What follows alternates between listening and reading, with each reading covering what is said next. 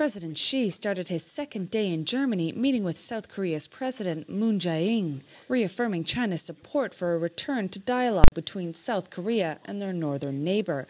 President Xi also focused talks on the healthy development of bilateral trade. Before leaving Berlin, President Xi also met with Martin Schulz, the leader of Germany's Social Democratic Party and candidate for German Chancellor in upcoming September elections.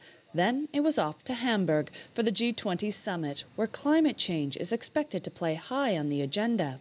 Despite the United States' withdrawal from the Paris Climate Accord, China says it doesn't plan on signing a G-20 climate protection statement if it excludes the U.S.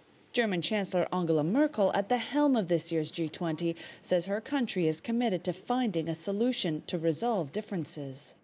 We are still negotiating. There are various options we can discuss. We know the U.S. has withdrawn from the Paris Agreement. All others, or at least as far as I know, many others are still committed to the Paris Agreement. And how that turns out is something we will tell you at the end, when we have finished the communiqué.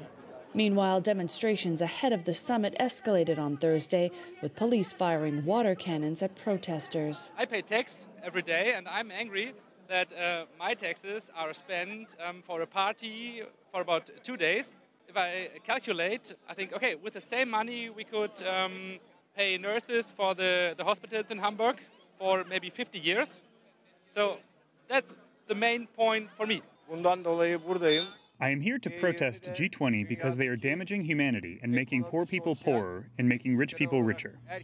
We are not living in an ordinary time because the world is in crisis and the world is demanding revolution, overthrowing this capitalist system and replacing it with a system which functions for the majority of human beings and also the planet.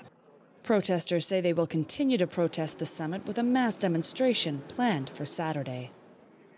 As protests continue well into the eve of this year's G20, delegations are preparing themselves for what will likely be a very challenging summit. Simmering tensions with the DPRK are expected to place on the agenda and between President Xi and Donald Trump when they meet on the sidelines of this year's G20. Natalie Carney for CGTN in Hamburg, Germany.